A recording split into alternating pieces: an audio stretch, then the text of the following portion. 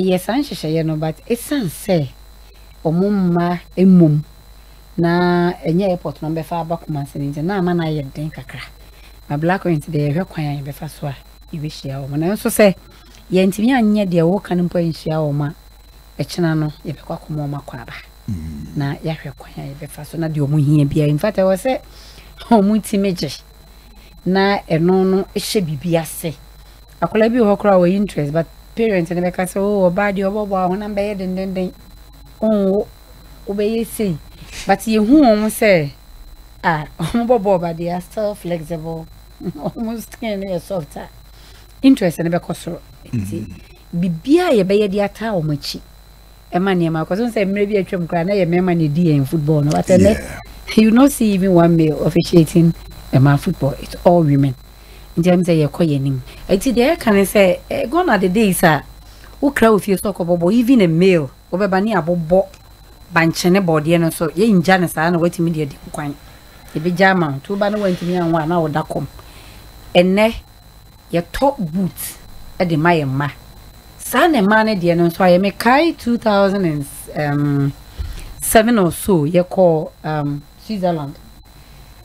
na me name is Nyantechi ye ko hwe e bi na uncle na benyi na nkwala wadi 5, 6, 7 years experience no so man sa de omo ba FIFA sa time na FIFA open ni FIFA depot center so be ka ye dan na bebre wo asase na se no na nkwala ya so nti na me ka che me say ene ma yenso yenti school ni bi wo pram e mo say ye school bi wo but yenti mi anya ne hwe e be pemone. It's all good say be show ma see free nkwala brem na interest no aba wonti say yenya awofo ni bebre the parents no e baba yara memenda e be my interest no akọ ye wo player bi o hazakes wa utu Fidaus or striker minim say mo hu no